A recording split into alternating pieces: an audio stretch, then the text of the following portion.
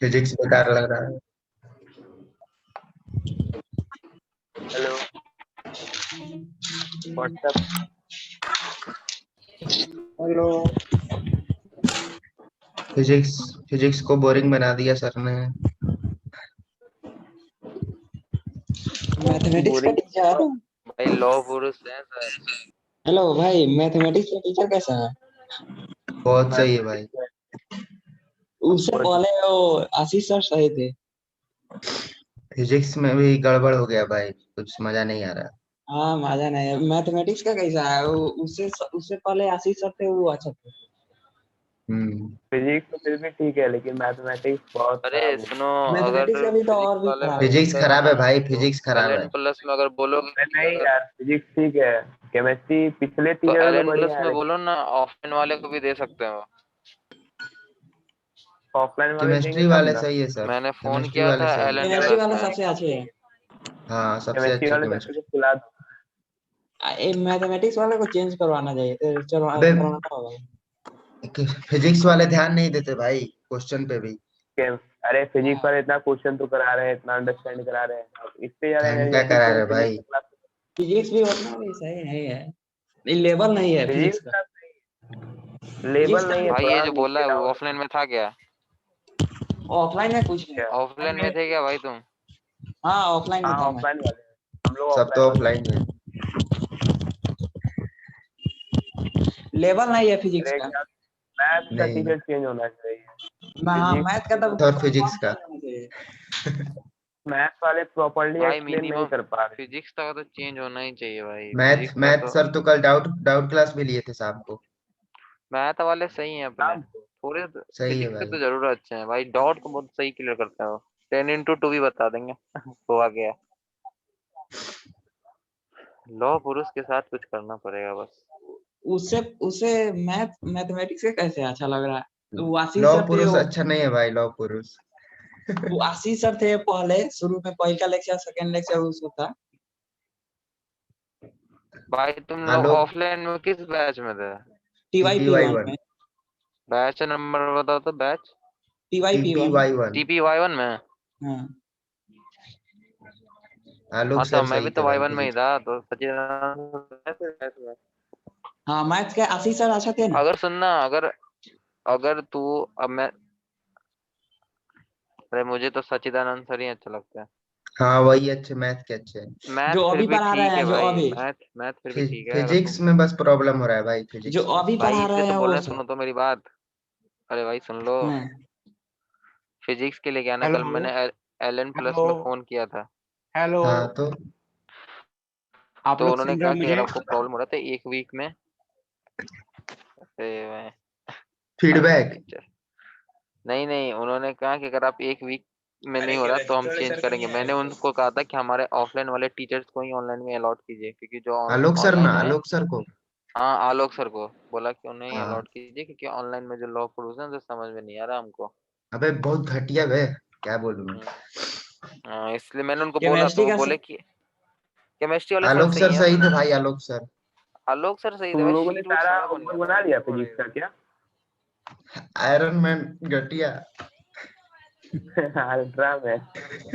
ऐसा नाम रहता है, केवल इसलिए बोल दिखाते। रहा हूँ, अगर तुम लोग सुनना भाई, अगर तुम हम्म। लोग जैसे कल मेरे 3-4 फ्रेंड्स ने करा था फोन LN प्लस, तुम लोग कल आज LN प्लस में फोन करके बोलोगे ना, तो लोग कुछ सुनेंगे। अगर नहीं होगा तो फिर कलेक्टिवली एप्लीकेशन अगर दे देंगे ना, तो फिर आलोक सर को ऑनलाइन में दे देंगे। नहीं तो नहीं देंगे, 2-4 बच्चों के बोलने पे कुछ नहीं होगा। और मैथमेटिक्स का कल जो मैंने अभी। बोला वो लोगों को, मैंने भाई सुनो थोड़ा सा। मैथमेटिक्स वाले तो बीमार चल रहे हैं तुम्हारे आशीष सर। ओ, तो ई वाला अच्छे लग रहा है क्या? जो अभी पढ़ा रहे हैं। भाई सचिदानंद सर बहुत सही है। तुम किस बैच में थे? TPY1 में थे तुम? टीवाई पी वन में।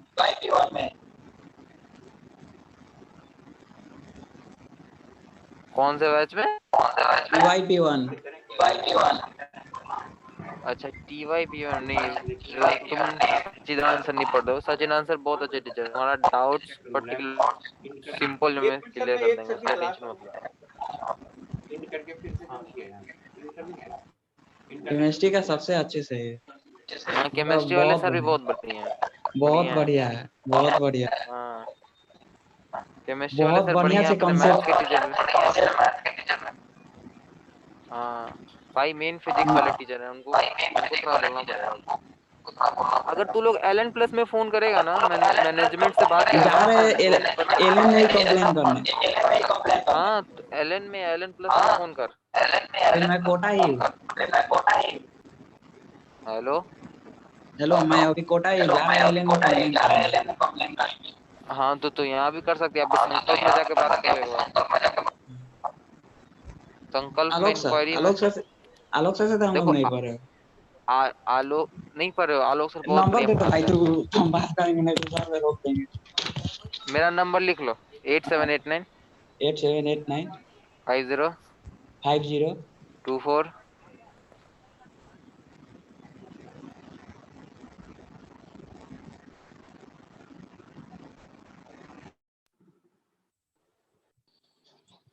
भाई घर कौन कौन जा रहे हो? कोई नहीं जा रहा हम में से तो। भाई नंबर लिख लिया क्या मेरा? सब जा रहे भाई। अबे को हटवा दो। नंबर बोल दो भाई। चुप हो जाओ। ए म्यूट करो यार। सभी टीचर बकवास है। Mute mute. मैथ्स वाले टीचर कोटा में ही हो। टीपी भाई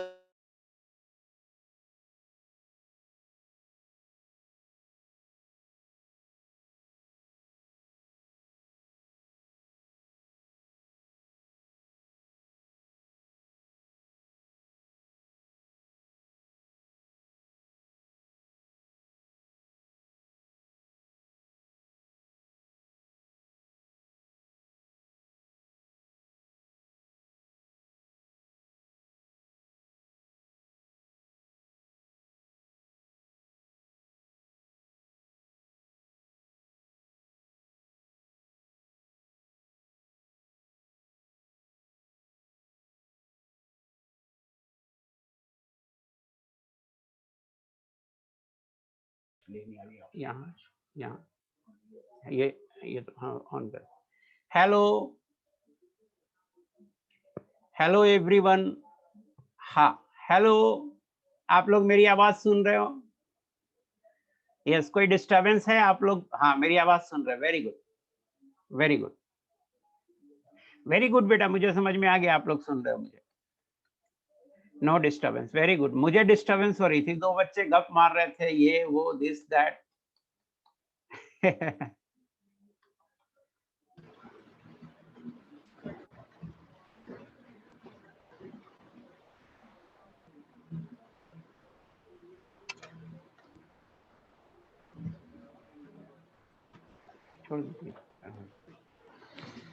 एनीवे स्क्रीन दिख रहा है आपको? मैं शुरू करता हूं लेक्चर। हाँ टॉपिक स्टार्ट करता हूं। स्टार्ट करने से पहले 1-2 मिनट में अभी रुकता हूं। आप मुझे बताओ आपको कोई प्रॉब्लम है? कोई प्रॉब्लम है तो शेयर कर दो जल्दी से।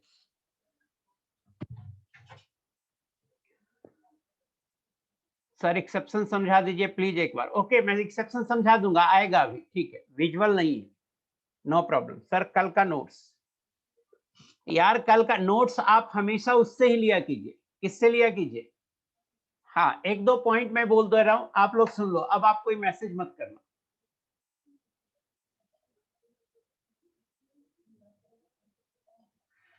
आपके मैसेज मैंने ऑफ कर दिए, पहला पॉइंट, ताकि आप मेरी बात सुन सको। जो मैं पढ़ाता हूं उसका हैंडआउट, जो मैं पढ़ाता हूं उसका हैंडआउट आपको एलन प्लस पे ही मिलेगा, वहीं पे मिलेगा। आप प्लीज थोड़ा सर्च कीजिए कि वहां पे कहाँ पे मिलता है।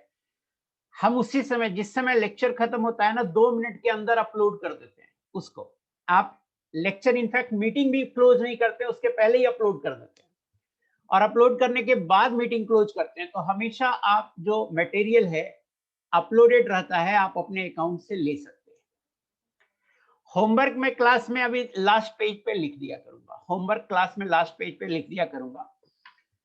एक बच्चा ने बोला सर एक्सेप्शन फिर से समझा दो, फिर से समझा दूंगा मैं एक्सेप्शन, कोई दिक्कत नहीं है ना। और अब हम स्टार्ट करते हैं क्लास को। तो आई होप कि आप कुछ भी फालतू मैसेज अगर हमें लिखोगे तो मैं उन बच्चों का नाम याद रख लूंगा और उसे मैं ग्रुप से बाहर कर दूंगा पहली बार। सो ध्यान रखें कि आप कोई फालतू मैसेज ना करें। अब देखिए, एक्सचेंज एनर्जी पढ़ा रहे थे, वहीं से फिर से शुरू करते हैं कि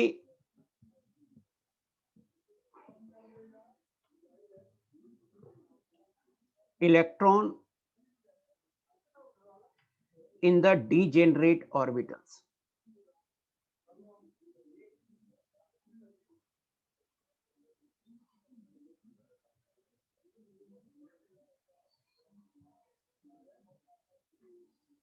हैंडआउट हम व्हाट्सएप पे नहीं पोस्ट कर सकते, अलाउड ही नहीं है। पहले करते थे, अब नहीं अलाउड है। आप सिर्फ हैंडआउट यहीं से ले जाइए। एंड प्लीज अब कुछ नहीं लिखिए, पढ़ाने दीजिए प्लीज। ऑलरेडी 11 मिनट हो चुका है। Electron in the degenerate orbitals exchange their position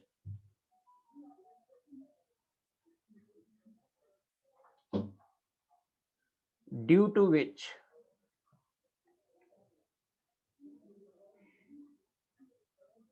energy is released.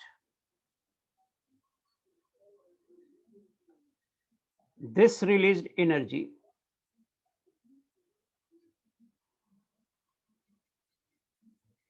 is called exchange energy.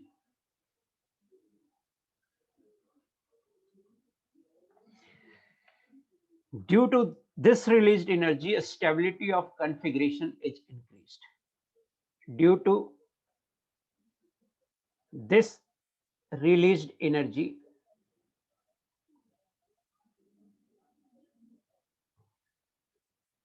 a stability of configuration is increased.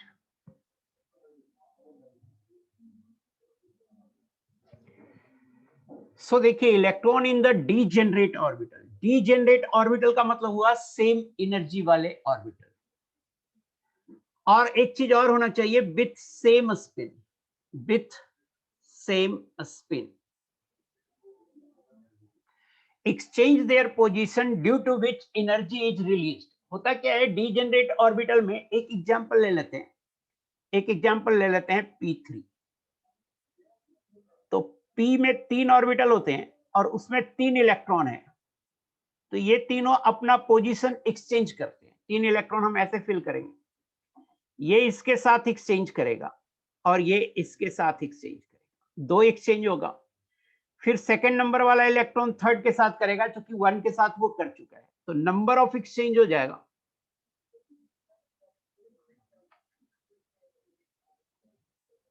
2 + 1 3 exchange होगा। एक और ले लेते हैं कि मान लेते हैं डी में 5 इलेक्ट्रॉन है।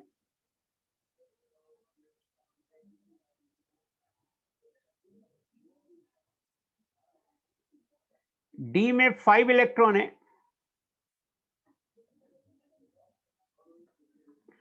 और ये इलेक्ट्रॉन भी सेम स्पिन है। अगर 5 इलेक्ट्रॉन है तो पांचों का सेम स्पिन होगा। सेम स्पिन का मतलब है क्लॉकवाइज, पांचों क्लॉकवाइज हो या पांचों एंटी क्लॉकवाइज हो।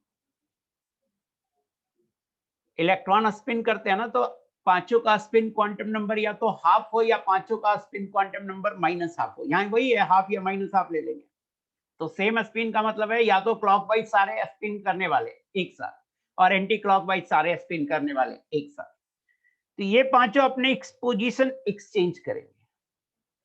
तो पहला इलेक्ट्रॉन दूसरा, तीसरा और चौथा के साथ एक्सचेंज करेगा, तो ये 4 हो गया number of exchange. Number of exchange देखिएगा, तो पहला इलेक्ट्रॉन दूसरे, तीसरे, चौथे और 5वें नंबर के इलेक्ट्रॉन से एक्सचेंज किया, तो ये 4 हो गया। अब देखिए, दूसरा इलेक्ट्रॉन जो है, सेकंड इलेक्ट्रॉन पहले के साथ एक्सचेंज कर चुका है, तो अब ये थर्ड के साथ करेगा, फोर्थ के साथ करेगा, फिफ्थ के साथ करेगा। तो पहला इलेक्ट्रॉन 5 बार एक्सचेंज हुआ। दूसरा पहला के साथ एक्सचेंज कर चुका है, तो वो थर्ड, 4 और 5 के साथ 3 बार एक्सचेंज करेगा, तो 3। अब तीसरा इलेक्ट्रॉन देखते हैं, कलर चेंज कर ले रहा हूं। तीसरा इलेक्ट्रॉन पहला दूसरा के साथ एक्सचेंज कर चुका है, तो ये फोर्थ और 5 के साथ एक्सचेंज करेगा, सो +2। तीसरा हो गया, अब फोर्थ इलेक्ट्रॉन को देखिए, फोर्थ फर्स्ट सेकंड थर्ड से एक्सचेंज कर चुका है, फिफ्थ से नहीं किया, तो फिफ्थ एक इसके साथ करेगा, टोटल 10 एक्सचेंज होगा। Greater the number of exchange,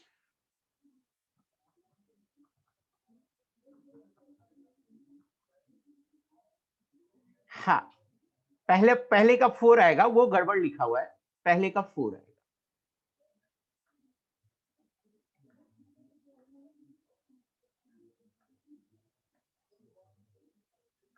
so total 10 exchange होगा।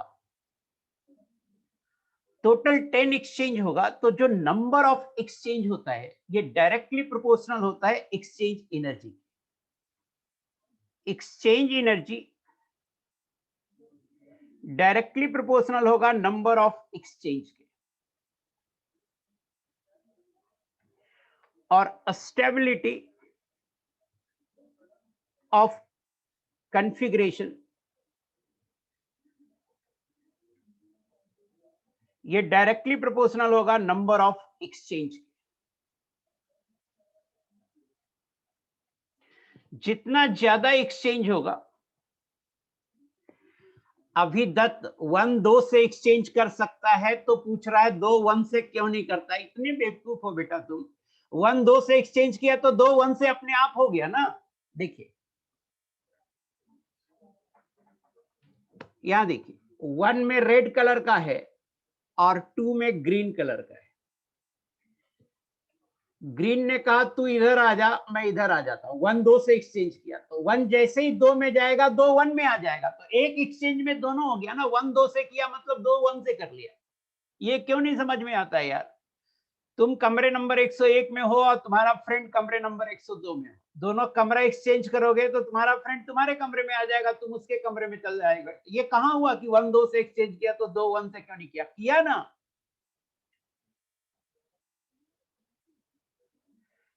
नहीं, जहां गया वहीं रहेगा, फिर एक्सचेंज कर सकता है। ये एक्सचेंज कंटिन्यूअस प्रोसेस है, एक्सचेंज होता रहता है।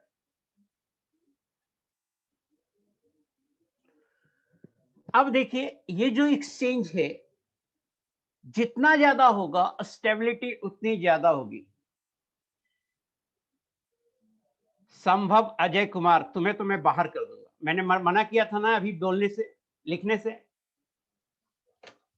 एक बार मुझे ऑफ करना ही पड़ेगा यार, तुम लोग सुनते ही नहीं हो। नो वन, हाँ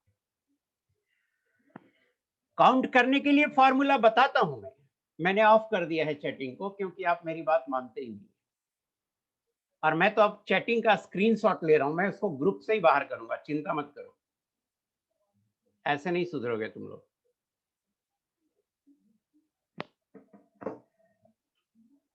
so stability of configuration directly proportional होता है नंबर ऑफ एक्सचेंज के। अब देखिए, नंबर ऑफ एक्सचेंज निकालने के फॉर्मूला होता है, ये भी मैंने आपको पिछली क्लास में पढ़ाया था, कि नंबर ऑफ एक्सचेंज बराबर होता है, नहीं, नंबर ऑफ एक्सचेंज बराबर होता है n into n minus 1 by 2 plus n dash into n dash minus 1 by 2, जहां n है number of electrons in clockwise with clockwise spin, number of electrons with clockwise spin,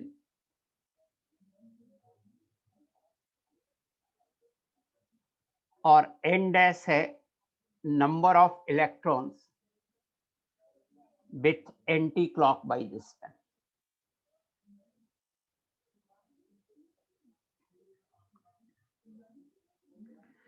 तो अगर जैसे कहिएगा sir D5 में क्या था, D5 में, तो D5 का कॉन्फ़िगरेशन ये था। तो पहले तो हुन्स रूल से एक एक इलेक्ट्रॉन सबको दे दिया, तो D5 में n था 5 और n डैश था 0, तो नंबर ऑफ एक्सचेंज हो जाएगा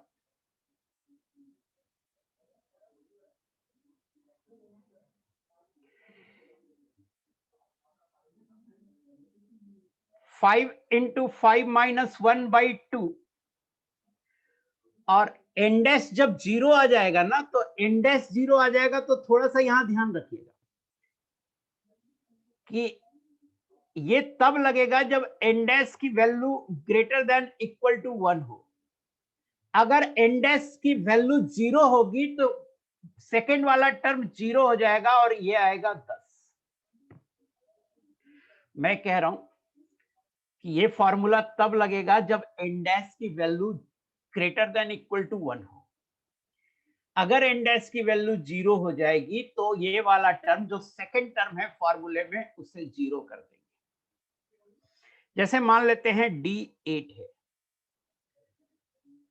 तो D8 में 8 इलेक्ट्रॉन है। 8 इलेक्ट्रॉन को अपन ऐसे अरेंज कर सकते हैं, और ये 8 इलेक्ट्रॉन मैं यहां अरेंज कर रहा हूं, जिसमें से 5 इलेक्ट्रॉन सेम क्लॉकवाइज होंगे ब्लू कलर वाले, और 3 इलेक्ट्रॉन होंगे एंटी क्लॉकवाइज ग्रीन कलर वाले।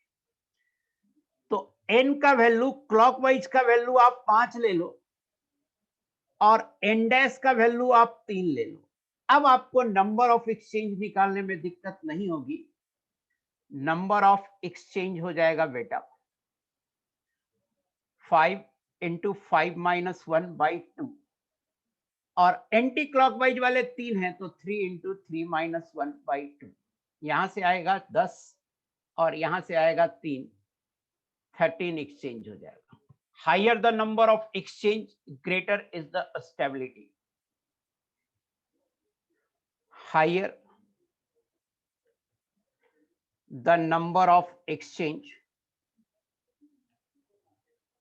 या नंबर ऑफ एक्सचेंज को ही बोल सकते हो, एक्सचेंज एनर्जी भी बोल देते हैं, क्योंकि उसी से निकलता है exchange energy. Greater is the stability.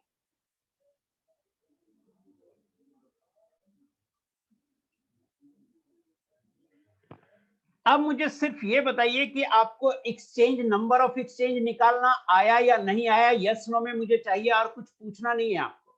Number of exchange निकालने आया या नहीं आया, यस नो। नो वाले आंसर करेंगे अगर जिन्हीं को नहीं आया तो। Very good, number of exchange निकालने आ गया, very good. Most of the बच्चों ने यस लिख दिया। मैंने अब बंद कर दिया। अब देखिए, मैंने अभी अभी कहा है कि नंबर ऑफ एक्सचेंज ज्यादा होगा, स्टेबिलिटी ज्यादा होगा। अभी अभी कहा है। अब देखिए, एक टर्म मैं डिफाइन कर रहा हूं,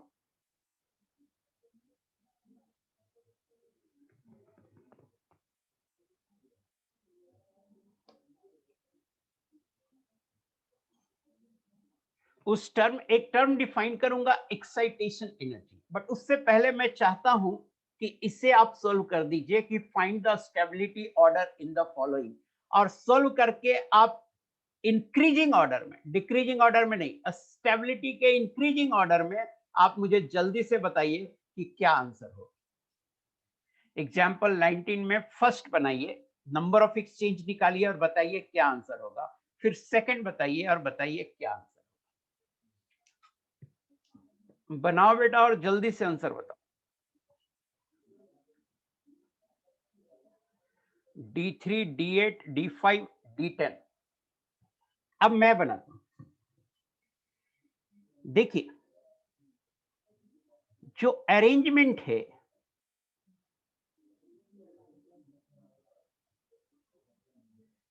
इस अरेंजमेंट का नंबर ऑफ एक्सचेंज निकालिए।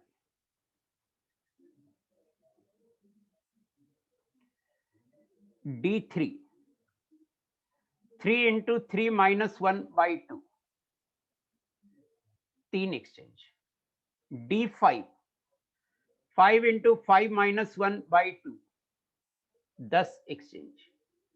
D8, 5 into 5 minus 1/2 plus 3 into 3 minus 1/2, 13 exchange. और D10, 5 into 5 minus 1/2 plus 5 into 5 minus 1/2, 20 exchange. Exchange से क्लियर है कि जितना ज्यादा एक्सचेंज होगा स्टेबिलिटी ज्यादा होगी। सो जो स्टेबिलिटी ऑर्डर आएगा फर्स्ट का, यही लिख देता हूं, स्टेबिलिटी ऑर्डर जो होगा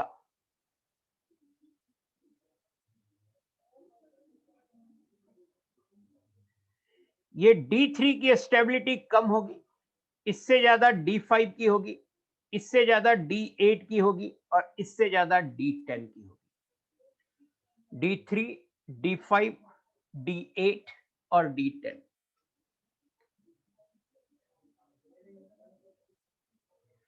सबसे ज्यादा स्टेबिलिटी D10 की होगी, ये स्टेबिलिटी ऑर्डर होगा।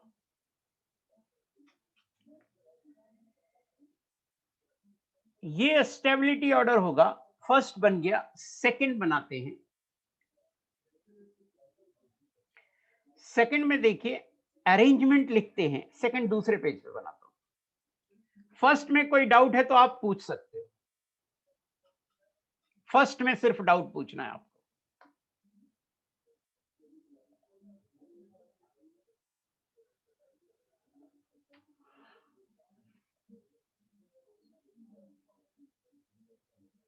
हाँ, कोई डाउट नहीं है। सेकंड देखते हैं।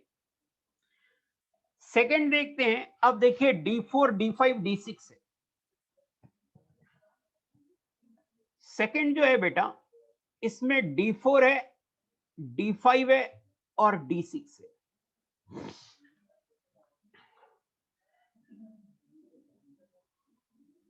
D4 में जो नंबर ऑफ एक्सचेंज आएगा, ये होगा 4 into 3, 4 into 4 minus 3, 4 minus 1 divided by 2, 6 आएगा।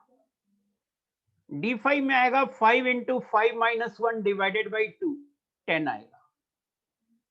और D6 को मैं थोड़ा डिटेल से बता देता हूं। 5 इलेक्ट्रॉन ऐसे आए और छठा इलेक्ट्रॉन का स्पिन बदल गया, तो इसमें n की वैल्यू 5 है और n डैश की वैल्यू 1 है।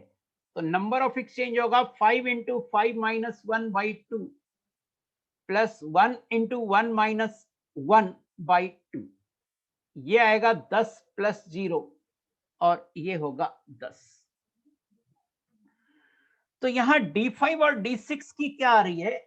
एक्सचेंज सेम आ रही है, फिर भी जो स्टेबिलिटी ऑर्डर होगा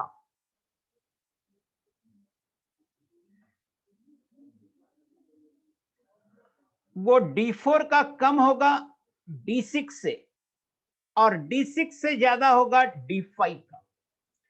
आप कहिएगा सर क्यों, ऐसा क्यों हो रहा है? दोनों का एक्सचेंज सेम है, इसमें भी 10 एक्सचेंज है और इसमें भी 10 एक्सचेंज है, फिर ये ऐसा क्यों आ रहा है कि D5 की स्टेबिलिटी ज्यादा क्यों आ रही है? आप ये हमसे पूछ सकते हैं कि सर D5 की स्टेबिलिटी ज्यादा क्यों आ रही है। तो यहां आप देखो, ध्यान से देखो, यहां क्या है कि इलेक्ट्रॉन पेयर हो गया है। अब जो हुआ एक्सचेंज से क्या होता है? एक्सचेंज होने से एनर्जी रिलीज होती है, बट जब एक नया इलेक्ट्रॉन उसी ऑर्बिटल में आएगा तो दोनों पे नेगेटिव चार्ज है, दोनों में रिपल्सन होगा। तो energy is required for the electron to be paired. Energy is required for the electron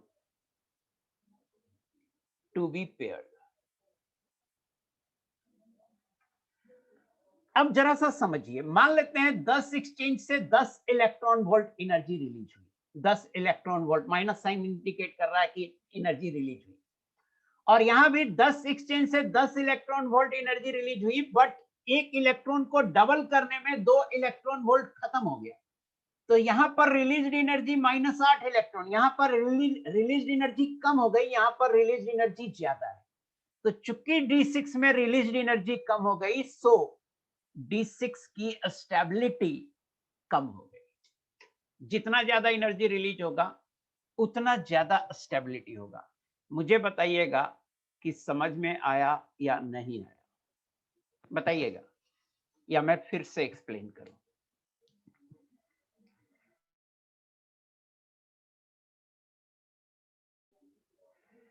Ayush Kumar ji का एक अलग ही डाउट है।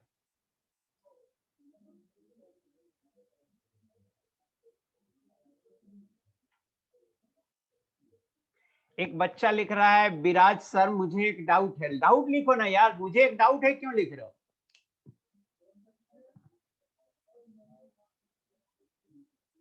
चलिए, मोस्ट ऑफ द बच्चे बोल रहे हैं समझ में नहीं आया फिर से, और एक बच्चा बोल रहा है इंडेक्स कब यूज करते हैं, नहीं समझ में आ रहा है। आप तो हमेशा यूज करो इंडेक्स। देखो फॉर्मूला क्या होता है नंबर ऑफ एक्सचेंज का। एक बच्चा बोल रहा है इंडेक्स कब यूज करते हैं, नहीं समझ में आ रहा है। नंबर ऑफ एक्सचेंज का फॉर्मूला होगा n into n minus 1 by 2 if all electron are unpaired। Index तब यूज करते हैं जब एक भी पेयर्ड इलेक्ट्रॉन हो। ऐसे समझो, मैं लिख देता हूं यहां पे। और नंबर ऑफ एक्सचेंज, इतना बेवकूफ कोई कैसे हो सकता है यार?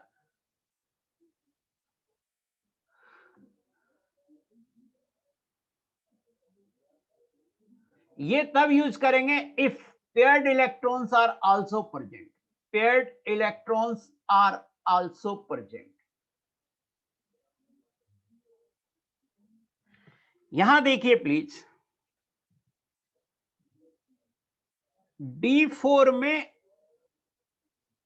5 ऑर्बिटल होते हैं, यहां 4 इलेक्ट्रॉन है, एक एक सजा दिए, तो केवल n यूज होगा, इंडेक्स तो है ही नहीं। यहां देखिए डी में 5 ऑर्बिटल होते हैं, पांचों में एक एक इलेक्ट्रॉन है, हुन्स रूल से एक एक दे दिए, यहां भी केवल n यूज होगा, इंडेक्स तो है ही नहीं। और यहां तो बना हुआ है, यहां आप देखिए 6 इलेक्ट्रॉन है जिसमें एक पेयर्ड है, तो एक का स्पिन उलट गया है, चेंज हो गया है, तो इंडेक्स की वैल्यू यहां 1 हो गई। तो उस बच्चे को साइज समझ में आ गया होगा कि इंडेक्स कब यूज करते हैं। एंड प्लीज मैं आपको क्या कहता हूं कि घर पे जाके थ्योरी को पढ़ा कीजिए। नहीं पढ़ते हो इसलिए नहीं समझ में आता है, और जो पॉइंट नहीं समझ में आता है ना, तो आप उसे ई सॉल्यूशन ऐप पे भेजते हैं, हमें व्हाट्सएप कर देते हैं। मैं क्लास में रहता हूँ, आपका मैसेज नीचे चला जाता है, तो व्हाट्सएप पे मैं रिप्लाई नहीं कर पाता, तो ई सॉल्यूशन ऐप पे भेजिए, आपको रिप्लाई श्योर आएगा। एनीवे, स्टेबिलिटी ऑर्डर की बात आ गई।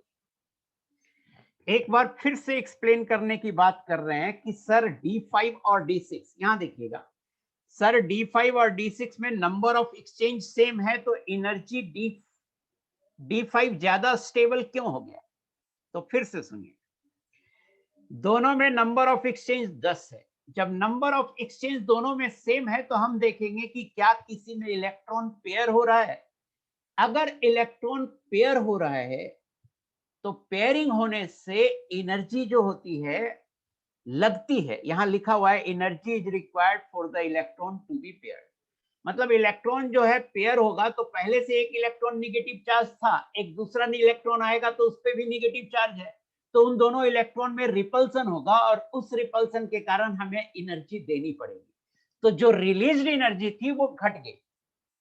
जैसे 10 एक्सचेंज से मान लो 10 इलेक्ट्रॉन वोल्ट एनर्जी रिलीज हुई, यहां भी 10 एक्सचेंज से 10 इलेक्ट्रॉन वोल्ट एनर्जी रिलीज हुई, बट इलेक्ट्रॉन के पेयर होने से 2 इलेक्ट्रॉन वोल्ट एनर्जी कंज्यूम हो गई, तो रिलीज्ड एनर्जी कम हो गया जिसके कारण स्टेबिलिटी कम हो गई। रिलीज्ड एनर्जी कम हो गया जिसके कारण स्टेबिलिटी कम हो गई। मुझे बताना फिर से कि ये बात समझ में आया कि नहीं आया, फिर से बताना, फिर से समझाऊंगा नहीं समझ में आया तो।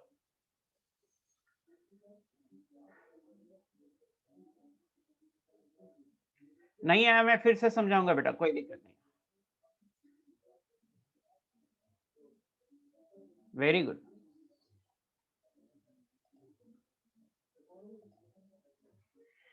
मैं सिर्फ अब ये कहना चाहता हूं कि जैसे मैं कोई कॉन्सेप्ट समझाया और मैं उससे पूछता हूं कि ये समझ में आया या नहीं आया, तो आप उसके बारे में रिप्लाई कर दीजिए। कोई जाके चला जाता है सर हाफ फील्ड का सिमेट्री नहीं समझ में आ रहा है, उस समय पूछे थे तो उस समय बताना चाहिए, है ना? यहां पे ध्यान दीजिए। नेक्स्ट, अब देखिए excitation energy.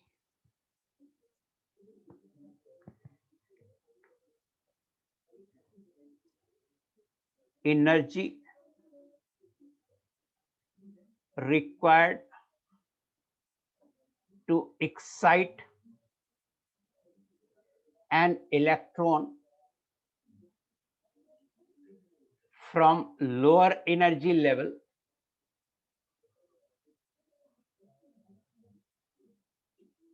to higher energy level.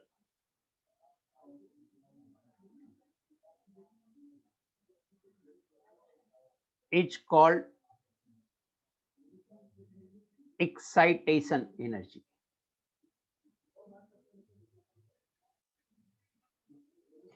Energy required to excite an electron from lower energy level to higher energy level is called excitation energy. अब देखिए क्या है एक्साइटेशन एनर्जी, समझा देते हैं. एनर्जी लेवल पूरा ऑफ प्रिंसिपल में जितने भी लेवल हैं 1s 2s 2p सब अलग अलग एनर्जी लेवल है.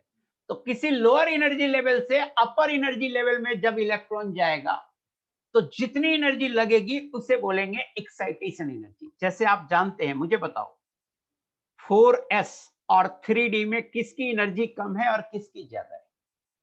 तो आप जानते होंगे कि 4s और 3d में 4s की एनर्जी कम है और 3d की एनर्जी ज्यादा है. बाई एक्सिस में मैं एनर्जी ले रहा हूं, बाई एक्सिस में मैं एनर्जी ले रहा हूं और ये जो ऑर्बिटल है मान लेते हैं कि ये 4s ऑर्बिटल है, 4s, और यहां पे मान लेते हैं कि ये 3d ऑर्बिटल है, ये 3d ऑर्बिटल है.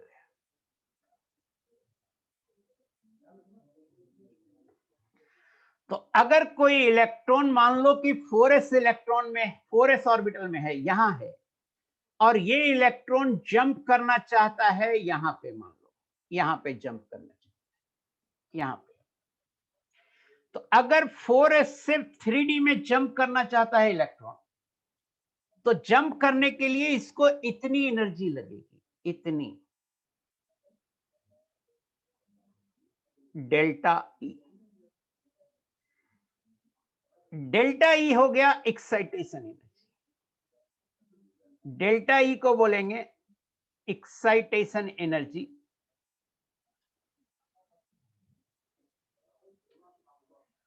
From 4s to 3d. कोई इलेक्ट्रॉन अगर 4s से 3d में जाना चाहता है तो डेल्टा ई एनर्जी दीजिएगा तो वो 4s से 3d में चला जाएगा. कम से कम इतनी एनर्जी इसको चाहिए 4s से 3d में जाने के लिए. तो शायद आपको समझ में आ गया होगा एक्साइटेशन एनर्जी का मतलब क्या है. मैंने लिखा कि energy required to excite an electron. Excite an electron मतलब इलेक्ट्रॉन को नीचे लोअर एनर्जी लेवल से ऊपर हायर एनर्जी लेवल में जाना. Energy required to excite an electron from lower energy level to higher energy level is called excitation energy. Excitation energy में समझा दिया. अब मैं कह रहा हूं कि if exchange energy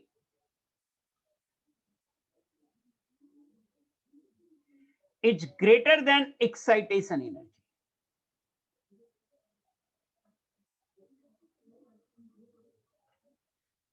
this implies अगर एक्सचेंज एनर्जी एक्साइटेशन एनर्जी से ज्यादा है, एक्सचेंज एनर्जी एक्साइटेशन एनर्जी से ज्यादा है, एक्सचेंज एनर्जी जो इलेक्ट्रॉन के ट्रांजिशन के कारण, इलेक्ट्रॉन के एक्सचेंज के कारण जो एनर्जी रिलीज हुई, अगर एक्सचेंज एनर्जी ज्यादा है मींस रिलीज एनर्जी ज्यादा है, और एक्साइटेशन एनर्जी मींस इलेक्ट्रॉन जो एनर्जी लेगा हायर एनर्जी लेवल में जाने में वो एनर्जी कम है. तो आप मुझे बताओ एक्साइटेशन होगा कि नहीं. आपको मैं ऑफ रखा हुआ. This implies excitation will occur. Excitation happens if exchange energy is less than excitation energy. This implies no excitation occurs.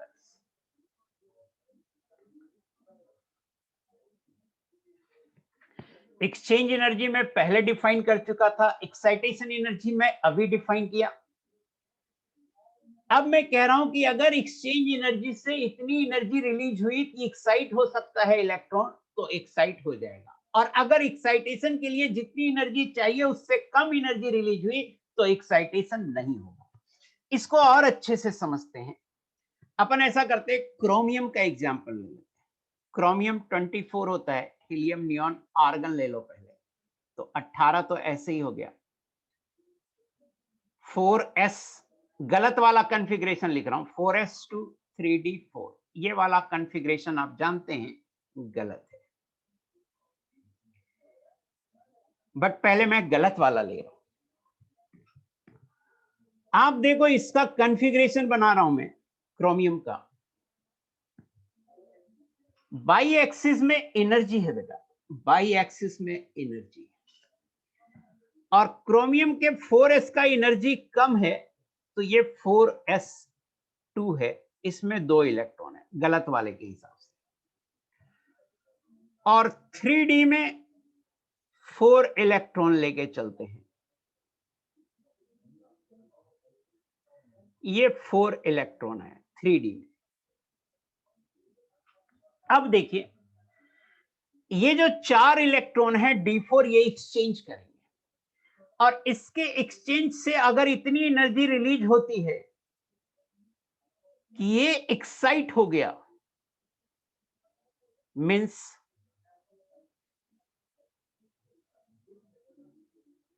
Delta E. In chromium delta E less than होता है exchange energy, means exchange energy ज्यादा है तो electron यहां रुकेगा नहीं, electron ये वाला जंप करके यहां आ जाएगा और ये हो जाएगा, और कॉन्फ़िगरेशन ये 4s2 से 4s1 हो जाएगा, और ये कॉन्फ़िगरेशन पहले था 3d4, तो ये 3d4 से 3d5 हो जाएगा। सो अब मैं करेक्ट लिख देता हूं कि करेक्ट होता है 3d5 4s1, और ये करेक्ट है। रीजन क्या है, एक्सचेंज से इतनी एनर्जी रिलीज हो जाती है कि ये इलेक्ट्रॉन एक्साइट होकर हायर एनर्जी लेवल में चला जाता है। आपको शायद क्रोमियम का जो एक्सेप्शन है ये समझ में आ गया होगा। मुझे बताइए आपको समझ में आया या नहीं आया?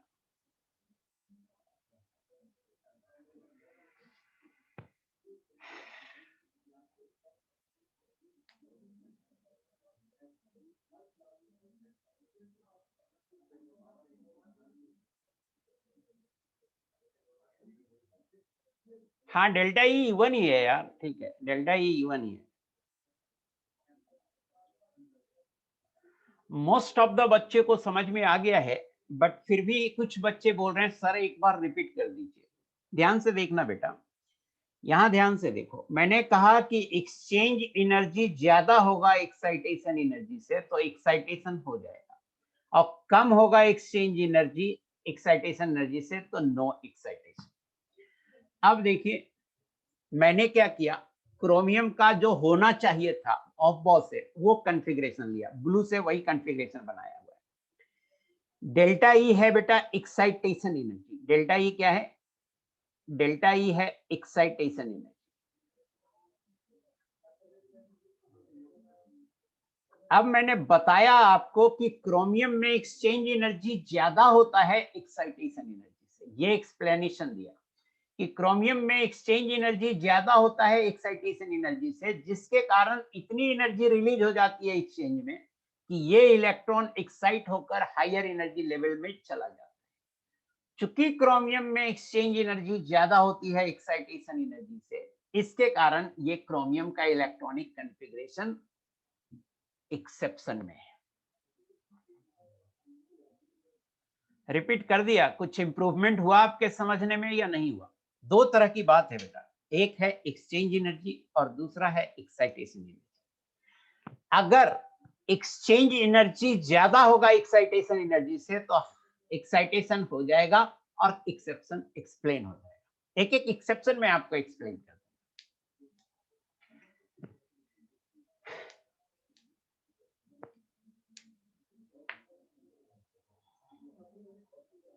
एक क्वेश्चन देखिए इस पे, कह रहा है why excitation occurs in electronic configuration of chromium but does not occur in electronic configuration of carbon. जो लोग क्रोमियम फिर से बोल रहे हैं वो फिर से देखिए, क्रोमियम का रियल कॉन्फ़िगरेशन होता है आर्गन 18 4s1 3d5। मींस होता क्या है,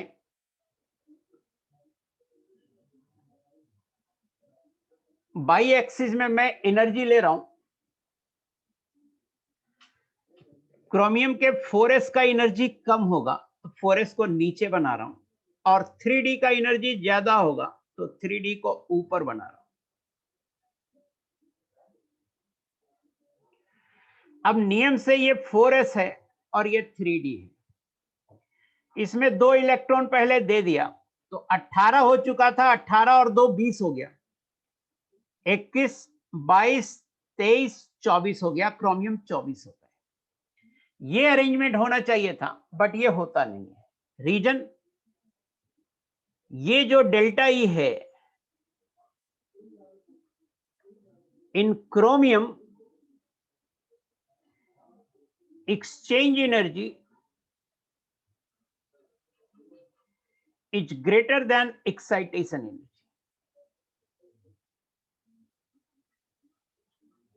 एक्साइटेशन एनर्जी को डेल्टा ई से लिख रहे हैं, तो एक्सचेंज एनर्जी ज्यादा होने के कारण ये इलेक्ट्रॉन यहां से उठकर यहां आ जाता है और स्पिन ऐसा हो जाएगा, स्पिन ऐसा हो जाएगा, एक इलेक्ट्रॉन उठकर वहां चला जाएगा।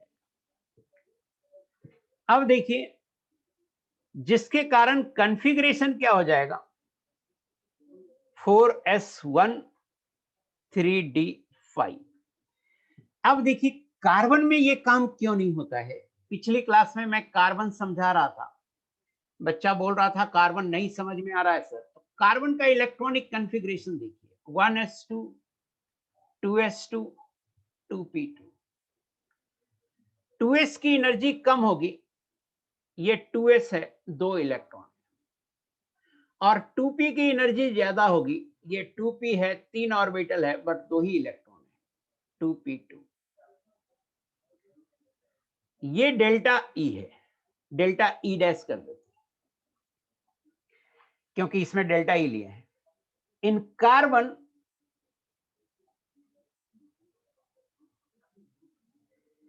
एक्सचेंज एनर्जी जो होगा ये लेस देन होगा एक्साइटेशन एनर्जी से, डेल्टा ई से। मतलब एक्साइट होने में मान लो कि 2 इलेक्ट्रॉन वोल्ट चाहिए और रिलीज हो रहा है 1 इलेक्ट्रॉन वोल्ट, तो एनर्जी मिल रहा है इसको 1 इलेक्ट्रॉन वोल्ट, बट एक्साइटेशन के लिए ज्यादा चाहिए तो एक्साइटेशन होगा ही नहीं। इसके कारण ये इलेक्ट्रॉन यहां नहीं आएगा, ये इलेक्ट्रॉन यहां नहीं आएगा। बच्चा बोलता है कि सर कार्बन में 2p3 क्यों नहीं हुआ, 2s1 2p3 क्यों नहीं हुआ, क्योंकि 2p3 होने से हाफ फील्ड हो जाएगा। तो इसलिए नहीं हुआ कि कार्बन में जो एक्सचेंज एनर्जी है वो कम है एक्साइटेशन एनर्जी से। 2p3 होने के बाद जो एक्सचेंज होगा वो इतना एनर्जी नहीं होगा कि एक्साइट कर दे इलेक्ट्रॉन को, जिसके कारण ये एक्साइटेशन कार्बन में नहीं होगा। अब मुझे बताना ये कार्बन वाला आपको समझ में आया या नहीं, या अब पहले से क्लियर हुआ या नहीं हुआ, मुझे बताना प्लीज।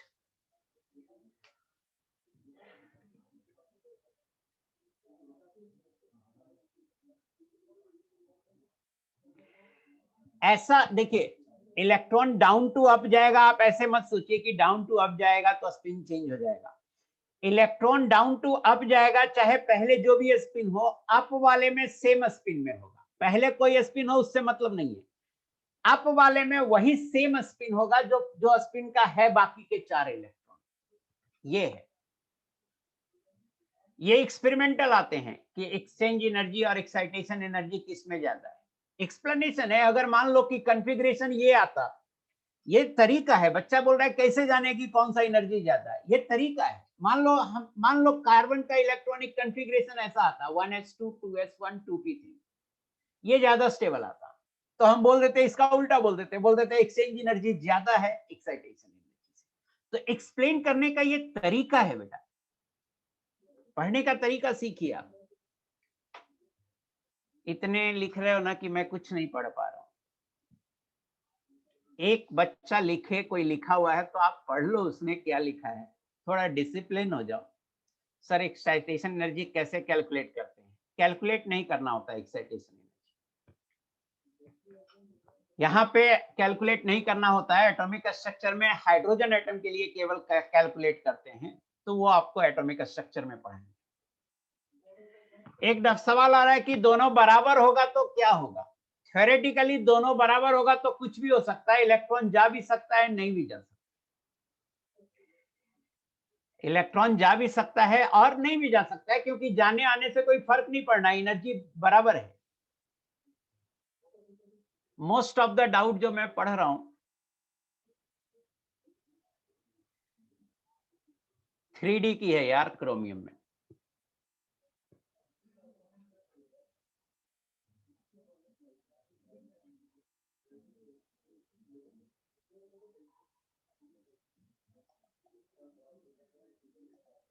मैंने बंद कर दिया आपके चैटिंग, क्योंकि आप जो लिख रहे हो रिलेवेंट मुझे नहीं नजर आ रहा। अभी मैं पढ़ रहा हूं, मेरे सामने जो नजर आ रहा है चैटिंग में 118 एलिमेंट में कितने एक्सेप्शन है।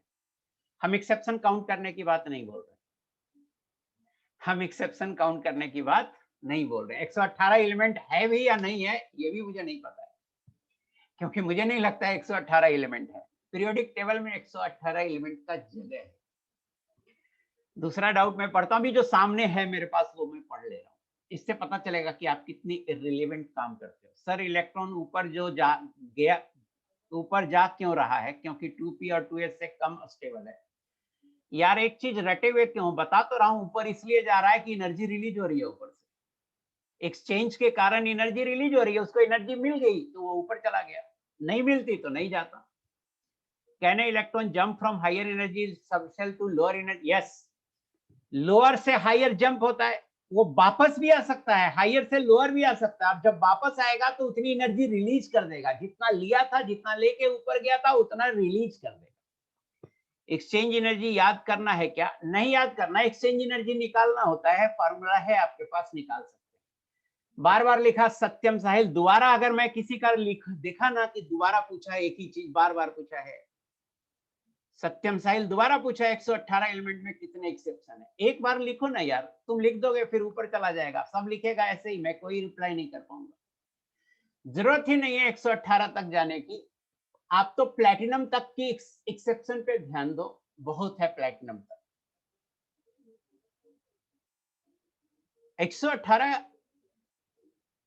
118 एलिमेंट कौन है या वहां तक की बात क्या कॉन्फ़िगरेशन पता ही नहीं है। 106 107 तक बहुत है element. Where they get energy from? Energy exchange से रिलीज होता है भाई। कोई भी चीज, जैसे ये माउस ही है, तो इस माउस की अपनी कोई एनर्जी है, इसमें जितने भी इलेक्ट्रॉन प्रोटॉन न्यूट्रॉन है सबकी अपनी एक एनर्जी है। तो सिस्टम की हमेशा अपनी एक एनर्जी होती है, और सिस्टम में कोई चेंज होगा तो एनर्जी कम या ज्यादा होगी। हीट हो गया, मान लो बॉडी हीट हो गया तो एनर्जी गेन किया, ठंडा हो गया एनर्जी कम हुआ। तो इसकी जरूरत नहीं है कि आप इतनी आलतू फालतू एनर्जी कहाँ से आया, ये आया। पहले पढ़ो तो जो हम पढ़ाना चाहते हैं वो समझो, तो वो समझ में आया या नहीं आया इस पे बात करते हैं। अभी हम सिर्फ इस पे बात करना चाहते हैं। बहुत जितने भी मैंने ऊपर सामने डाउट देखे सब इररिलेवेंट थे। फिर से बताना आप, सिर्फ इससे कि क्रोमियम कार्बन समझ में आया कि नहीं आया, एक्सचेंज एनर्जी एक्साइटेशन एनर्जी समझ में आया या नहीं आया, ये समझ में आया कि कब एक्साइटेशन होगा और कब एक्साइटेशन नहीं होगा। सिर्फ इतना के लिए आप यस नो बता सकते हो। इसमें कोई डाउट है, नो नहीं समझ में आया, तब आप बोलो।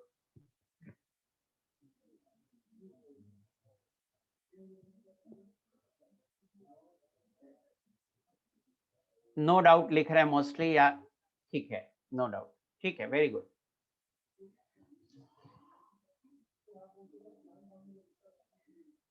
एक डाउट बार बार बच्चा पूछ रहा है कि सर एक्साइटेशन एनर्जी कैसे निकालेंगे? नहीं निकालना है भाई, मैंने निकालना बताया क्या? तो आप क्यों पूछ रहे हैं कि कैसे निकालेंगे? जो बताया वो बताओ ना। सिर्फ हाइड्रोजन और हाइड्रोजन लाइक एलिमेंट्स के लिए एक्साइटेशन एनर्जी आपको निकालना पड़ना है, वो एटॉमिक स्ट्रक्चर में पढ़ना है, वहां पढ़ाएंगे। कि कैसे निकालेंगे excitation energy. Hydrogen and hydrogen like elements के लिए निकालना है। जैसे 1s से 2s में हाइड्रोजन में जाएगा तो 10.2 इलेक्ट्रॉन वोल्ट लगेगा, बट अभी मैं बोल दूंगा तो आपको क्या समझ में आएगा, पूरी 4 लेक्चर पढ़ाऊंगा तब समझ में आएगा जा करके कि एक्साइटेशन एनर्जी कैसे निकालते हैं। तो एटॉमिक स्ट्रक्चर में पढ़ाऊंगा। आगे बढ़ते हैं।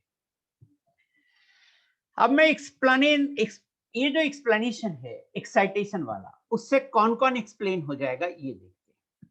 तो ये एक्सप्लेन हो जाएगा, ये एक्सप्लेन हो जाएगा, ये भी एक्सप्लेन हो जाएगा। क्यों? इसका क्या होना चाहिए? होना क्या चाहिए था? होना चाहिए था 5s2 4d3, बट होता नहीं है। क्यों?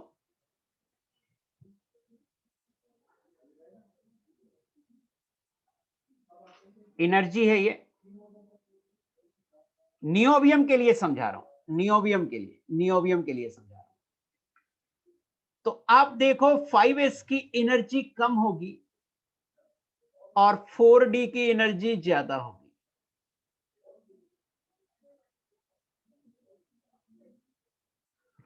होना ये चाहिए था कि 5s में 2 इलेक्ट्रॉन आता और 4d में 3 इलेक्ट्रॉन आता, बट ये जो एक इलेक्ट्रॉन है ये जंप कर जाता है यहां पे, और अगर ये जंप कर रहा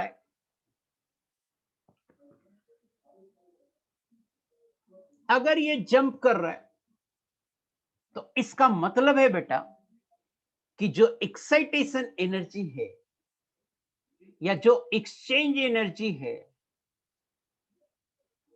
ये ज्यादा है डेल्टा ई से। और डेल्टा ई क्या है? Excitation energy.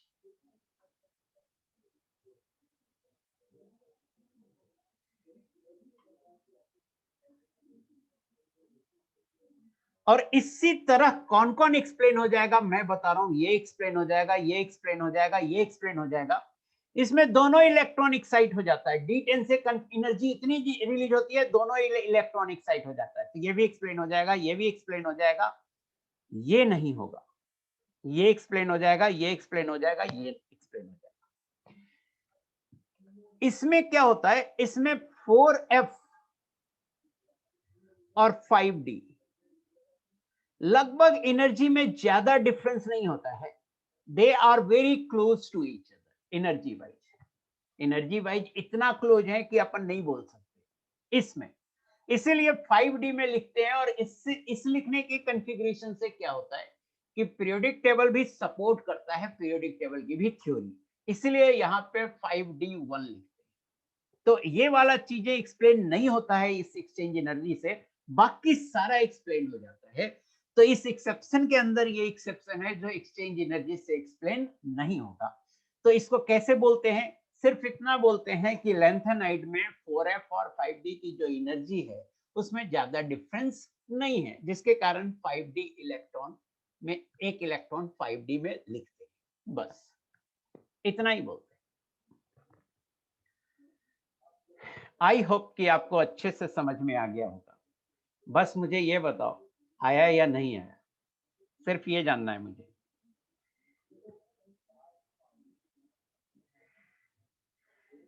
लैंथेनाइड के बारे में सिर्फ इतना बोल रहा हूं कि 4f और 5d की एनर्जी में ज्यादा डिफरेंस नहीं होता है, बहुत ही कम होता है, बहुत ही मिनिमम होता है, जिसके कारण हम 5d लिखते हैं। और 5d लिखने से हमें पीरियोडिक टेबल में अरेंजमेंट में भी सुविधा होती है, तो हम लैंथेनाइड को 5d में मानते हैं। सीरियम एक्सेप्शन था ही नहीं, जैसे मैं लिखा था वैसे ही था। सीरियम एक्सेप्शन था ही नहीं, मैंने जो लिखा था सीरियम का वो एक्सेप्शन नहीं था। पीछे क्यों पड़े हुए? Very good. अब कह रहा है write down the quantum number of 20th electron of copper. देखना बेटा, इट्स ए गुड क्वेश्चन। और इसी से एक अगला क्वेश्चन बनाया हूं, वो भी अच्छा सवाल है। ये तो सिंपल क्वेश्चन है, बट इससे अगला जो बनाया हूं इसी से बनाया हूं। ये समझ में आएगा तभी समझ में आएगा। कॉपर एटम है 29 होता है, इलेक्ट्रॉनिक कॉन्फ़िगरेशन 1s2 वगैरह अब नहीं लिखूंगा। इलेक्ट्रॉनिक कॉन्फ़िगरेशन लिखो आर्गन 18, 4s2 20, 3d 9, बट ये होता नहीं है, होता है 4s1 3d10, ये कॉन्फ़िगरेशन होता है। तो 18 से 19वां इलेक्ट्रॉन 4s1 में गया, ये 19th इलेक्ट्रॉन है, ये 19th इलेक्ट्रॉन है। तो आप मुझे बताओ कि 20वां इलेक्ट्रॉन का 420th इलेक्ट्रॉन, 420th इलेक्ट्रॉन, अब आप लिखोगे तो मजा आएगा। n बराबर कितना होगा, n लिखना, n बराबर कितना, ज्ञान प्रिया 3 बार लिखने का जरूरत नहीं है बेटा, एक बार लिखो ना, मुझे दिखता है। n बराबर 3 होगा, प्रिंसिपल क्वांटम नंबर n 3 होगा। Very good. d ऑर्बिटल में गया है तो l कितना होगा, l बराबर लिखना 2। Very good. Since 20th which is in 3d, 20th electron 3d में है तो l होगा 2, और l 2 होगा तो जो m की वैल्यू होगी वो -2 हो सकती है, या -1 हो सकती है, या 0 हो सकती है, या +1 हो सकती है, या +2 हो सकती है। इन पांचों नहीं हो सकता, इन पांचों में से कोई एक ले सकते हैं, इन पांचों में से कोई एक ले सकते हैं। ये क्वेश्चन शायद आपको समझ में आ गया होगा। मुझे बताइएगा कि समझ में आया या नहीं। यस नो में केवल रिप्लाई करना है, मुझे बताइएगा, मुझे बताइएगा समझ में आया या नहीं आया। यस। अब देखिए इस पे नेक्स्ट क्वेश्चन है, नो लिखे हैं एक, कौन लिखे हैं नो, धनंजय कुमार। मैं सिर्फ धनंजय कुमार से बात करना चाहिए। सौरभ भी लिखा है नो, प्लीज रिपीट अगेन। हाँ बेटा ध्यान से देखो, नहीं सुनते हो मेरी बात, कुछ ना कुछ करते रहते होगे, प्लीज ध्यान से देखो। कॉपर में 29 इलेक्ट्रॉन है, 18 इलेक्ट्रॉन आर्गन में आ गया, 18 इलेक्ट्रॉन आर्गन में आ गया। आकाश शांत रहेगा तुम, एक ही मैसेज बार बार टाइप कर रहे हो यार।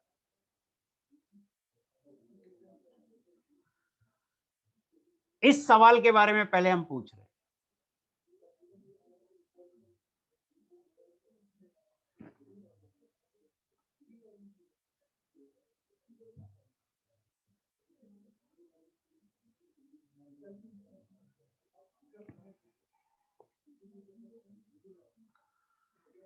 ट्वेंटिएथ इलेक्ट्रॉन कहां आएगा, तो 18 इलेक्ट्रॉन तो पहले इसमें आ गए, तो 18 तो यही खत्म हो गया।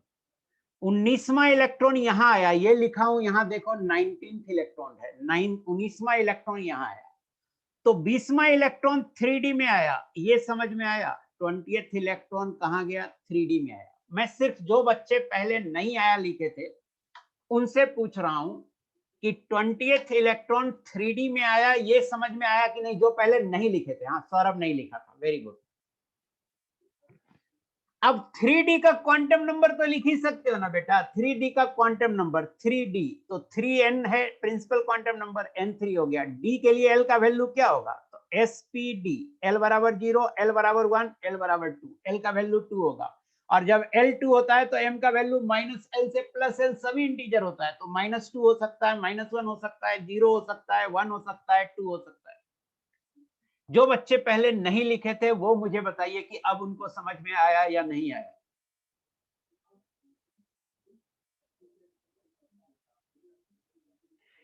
तो एनर्जी लेवल के अकॉर्डिंग ही ना इलेक्ट्रॉन भरते हैं भाई, कोई कुछ भी लिखता रहता है। ठीक है, आ गया समझ में, वेरी गुड। अब इसका नेक्स्ट क्वेश्चन का आप आंसर कीजिए। इसका नेक्स्ट क्वेश्चन है बेटा कि how many set of quantum numbers are possible for 20th electron of copper. पहले क्वेश्चन पढ़िए अच्छे से, पहले अच्छे से क्वेश्चन पढ़िए कि how many set of quantum numbers are possible for 20th electron of copper. 20th electron of copper के लिए कितने क्वांटम नंबर पॉसिबल हैं, और इसका आंसर पहले आप कीजिए। मैं आपको चैटिंग अलाउड कर देता हूं, सिर्फ मुझे इसका आंसर करना है। एक ने बोला 5, एक ने बोला 10, 5 सेट आ रहे हैं, 8 सेट आ रहे हैं। पता नहीं 8 कहां से निकाल के लाया, हड़प्पा संस्कृति से लगाया निकाल के लाया। मोहनजोदड़ो की खुदाई करके 8 निकाले हो क्या बेटा?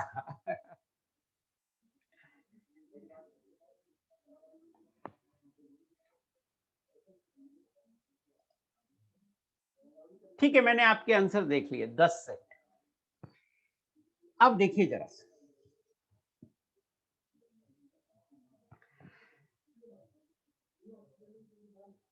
यहां से एक सेट उठाया और इसको 2 बनाया, इसमें s हाफ ले सकते हैं तो एक अलग सेट होगा, इसमें है s माइनस हाफ ले सकते हैं तो ये अलग सेट होगा। देखो n, l और m की एक वैल्यू उठाया और s की वैल्यू 2 हो गई, हाफ एंड माइनस हाफ, तो 2 सेट बना केवल m की एक वैल्यू से।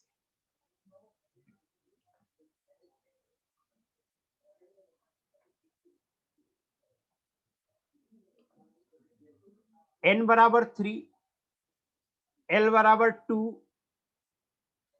m बराबर -2 लिया, फिर -1 लेंगे, फिर 0 लेंगे, फिर +1 लेंगे, फिर +2 लेंगे, और इससे एक बनाया हमने, इससे एक ऑर्बिटल बनाया, और इस ऑर्बिटल में 2 स्पिन हो सकते हैं, s हाफ हो सकता है या s माइनस हाफ हो सकता है। तो 2 सेट यहां से आ गया, 3, 2, -2 और हाफ, एक सेट, 2 सेट आया। कैसे? 3, 2 सेट, पूरा लिख देता हूं, पूरा लिख देता हूं। पहला सेट हुआ n बराबर 3, l बराबर 2, m बराबर -2, s बराबर हाफ, ये सेट 1 हुआ। सेट 2 हुआ बेटा, n बराबर 3, l बराबर 2, m बराबर -2, s बराबर -हाफ, ये सेट 2 हुआ। फिर जब आप इसको लीजिएगा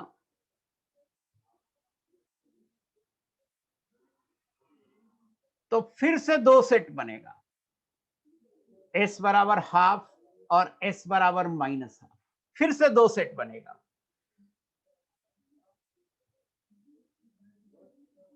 टू सेट्स।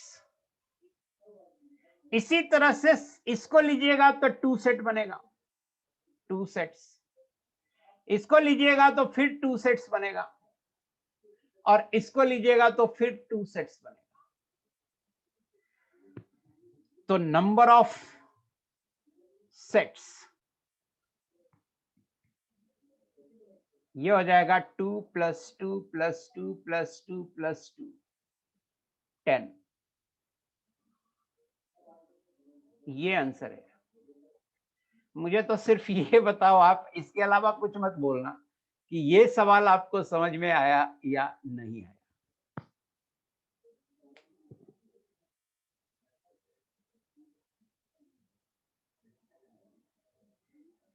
आया, वेरी गुड। आगे बढ़ते हैं। Electronic configuration of ions. खरा 0 वाला नहीं आया, गजब बेवकूफ बच्चे हो यार। 0 वाला में क्या दिक्कत है? 0 वाला देखो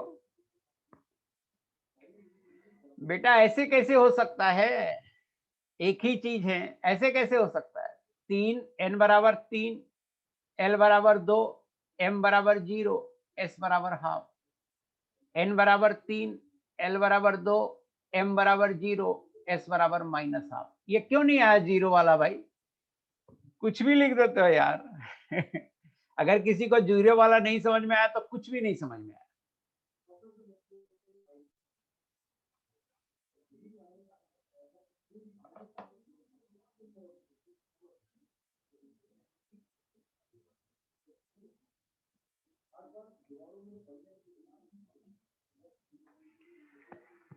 next,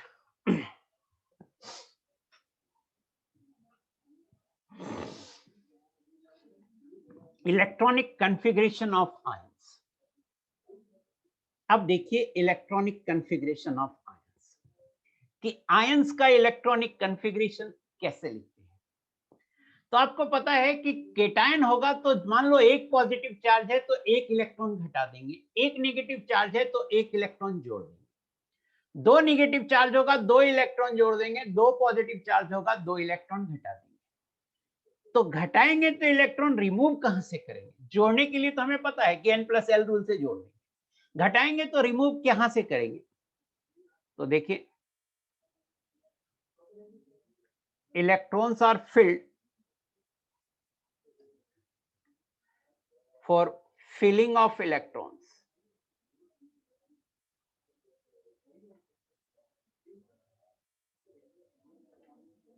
in the orbitals. n+l rule is applicable.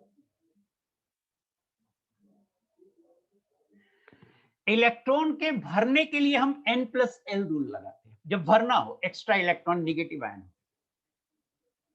For removal of electron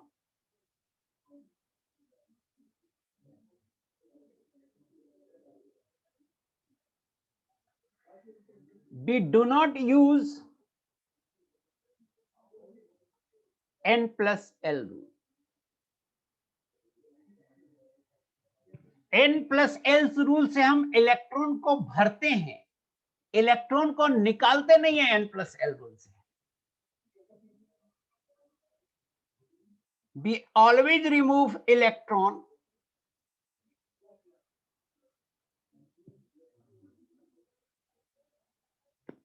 from outermost cell. जो आउटर मोस्ट सेल होगा, इलेक्ट्रॉन को हमेशा उससे रिमूव करते हैं। ये लाइन याद रखने वाला है। We always remove electron from outermost shell.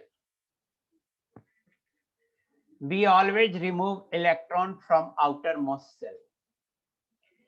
एक बच्चा है, बहुत देर से लिखते जा रहा है कि सर जीडी का बता दो। पीछे छूट गया जीडी का, तो क्लास के बाद पूछना, वो भी आज नहीं, अब अगली क्लास में पूछना, क्योंकि इस क्लास के बाद मेरी क्लास है। और प्लीज एक ही डाउट बार बार मत लिखा करो यार,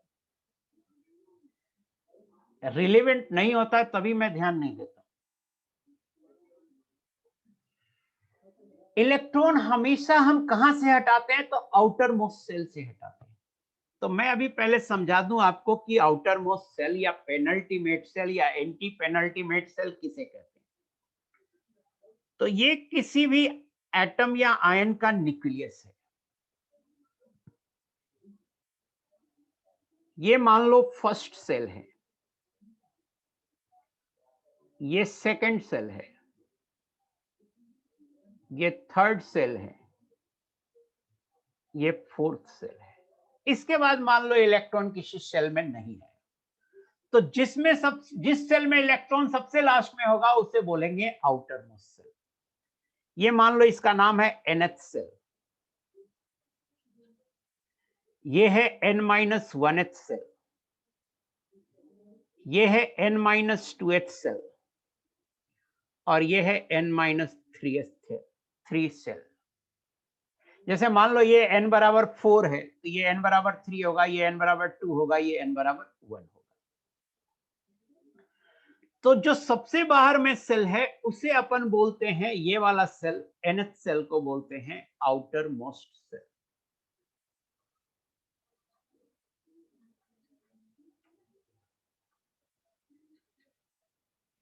या इसी को बोलते हैं वैलेंस सेल, या इसी को बोलते हैं अल्टीमेट सेल।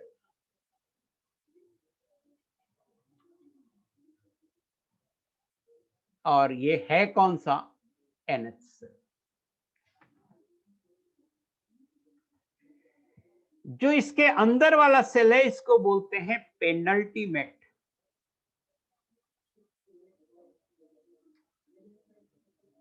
सेल।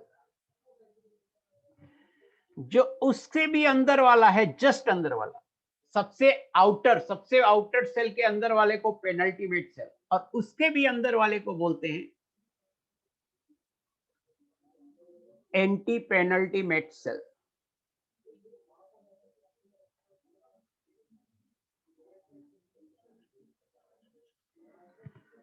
और सबसे बाहर वाला को छोड़ के, वैलेंस सेल को छोड़कर बाकी जो सेल हैं उसको कलेक्टिवली बोलते हैं inner cell.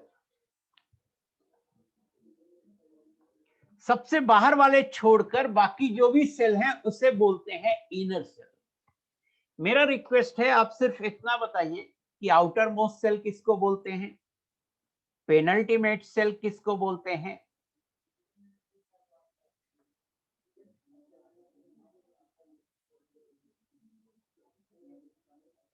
Anti penultimate shell किसको बोलते हैं, और इनर सेल किसको बोलते हैं। इनर सेल हो जाएगा n-1th, n-2th, n-3th। तो outer most, penultimate, anti penultimate and inner shell, ये समझ में आया या नहीं आया मुझे सिर्फ बताइएगा यस नो में। Very good, very good.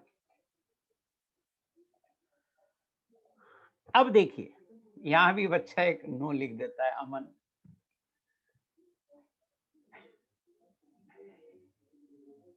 अमन बेटा क्या प्रॉब्लम हो रहा है, सिर्फ अमन लिखेगा, क्या प्रॉब्लम हो रहा है, क्यों नहीं आया समझ।